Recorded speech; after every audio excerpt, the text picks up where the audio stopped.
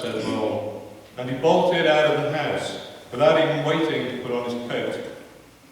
Something up above was calling him into the sunlight and away, across the meadows and alongside the copses. Trotting along the riverbank, where all of a sudden he sat down, entranced and bewitched.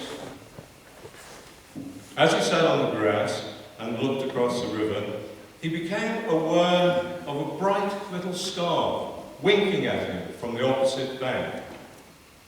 The star became an eye, and then there was another eye, then a small brown face with whiskers.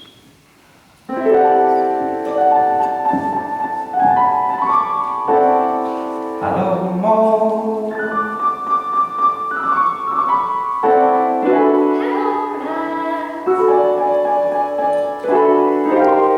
I was just going off for a trip down the river. Would you like to come? Well, I'm not sure. Oh, come on, old chap, just step into the boat. Now you really are float. Put the picnic hamper under your seat, sit back, relax, there'll be plenty to eat. A life on the river. Yes, a life on the river. Why, a life on the river. Splashing off the oars, and the buzzing of the bees. Now I asked if you ever be happy as Bella. That Bella was afloat in his little wooden boat. You were such a silly red, but the Josie from a jelly lamb was like a beef in the free wine. Oh my, must have crashed and burst the side when we came. Should be done, it's right, it's not supposed to want to stop. Oh gosh, Hobble legs, It's the cream. make a cup of Live on the run. Vanessa passing the ones you raise. Something comedian into my chase. Just so. My heart's fully shivers. It's us. It feels fully shivers. What's up, babe? My heart's fully shivers. Just to be alone. Running down the street. With sighs in the breeze. Ooh. And the bodies in the trees. Quack, quack. Now I ask if you ever be happy as This old man had to go float. Hey ho, a little wooden boat.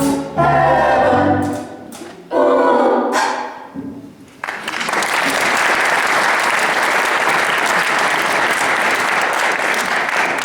So the two contented animals made their way slowly up the river to Rat's house. Rat spent the summer and the autumn showing Mole the sights of the riverbank and introducing him to all of his friends, except for one, the rather grumpy Mr. Badger, who lived in the wild wood. "Couldn't you invite him to dinner?" asked Mole. "He wouldn't come," said Rat. "Simply hates society." "Well then, why don't we go and call on him?" suggested Mole. "It's a long journey," replied Rat, "but perhaps we should pay him a visit, especially as Christmas is coming on."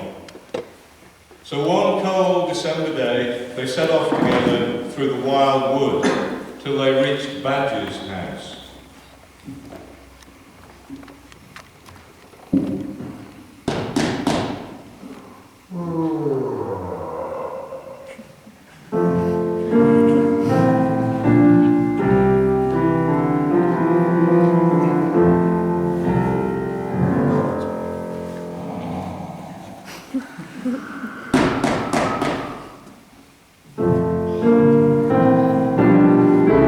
Go away.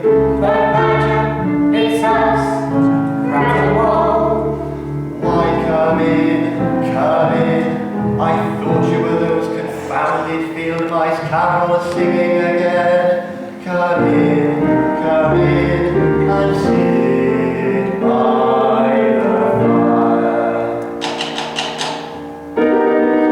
We wish you a Merry Christmas. We wish you a Merry Christmas. We wish you a Merry Christmas. We wish you a Merry Christmas. Found you, wretched field mice. I suppose you'd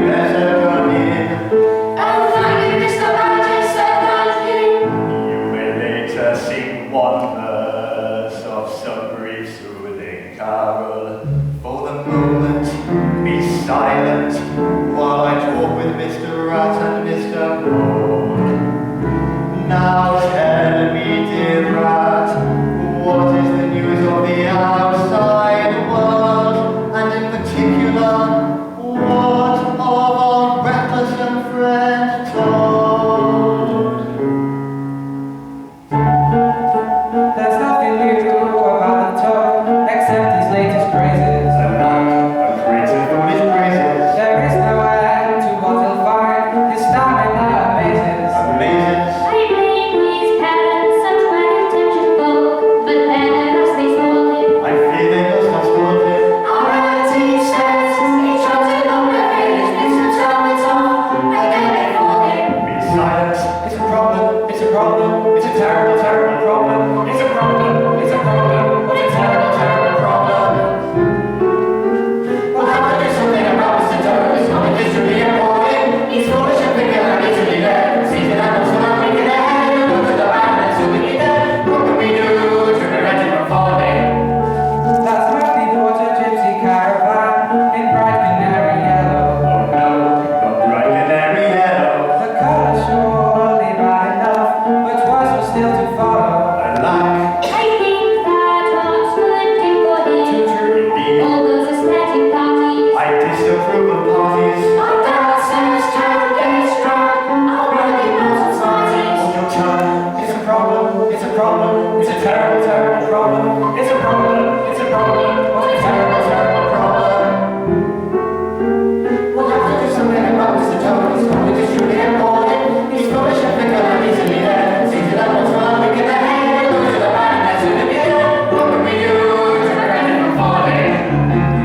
This month I think you must have heard, it's motor cars and speeding, more than 20 miles an hour.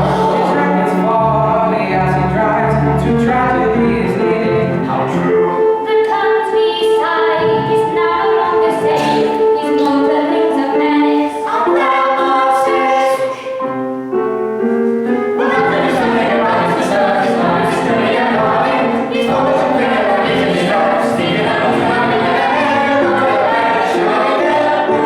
What can we do? What can we do? What can we do? We'll sort him out, we'll put him right, we'll set him straight, we'll let him in. We'll get him on the rails, we'll bash him on the bull's mouth. Yes, that's what we'll do. To set him falling. A partridge in a pear tree.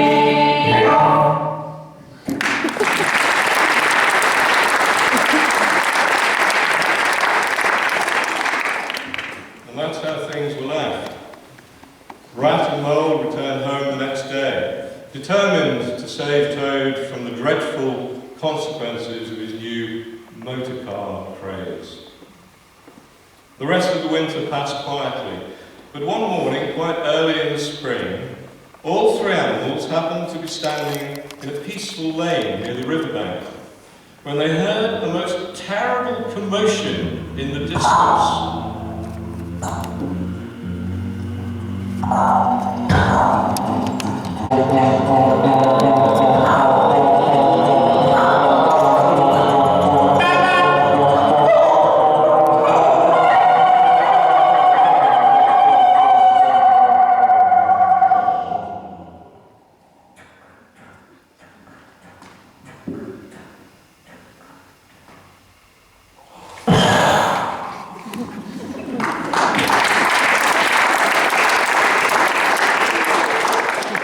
Sure enough, it was Toad. He jumped down from his car. "I say, you chaps," he said, "what do you think of her? Straight 8, with sleeve valves, of course. Family crest on the door, does nearly 50 downhill." Badger interrupted sternly. "Toad, you unhappy creature." "Me? Unhappy?" exclaimed Toad. "What a load of rot you do talk, Badger. Why, I'm the happiest creature alive. The open road, the smell of hot oil. If you chaps can't recognise the coming thing when you see it, then I'm afraid progress won't wait for you, and no more shall I. Must be off. See you all up at my place sometime." And with that, Toad started up the car again and drove off. But that wasn't the end of it, as I'm afraid we shall see. Silence! Silence in court!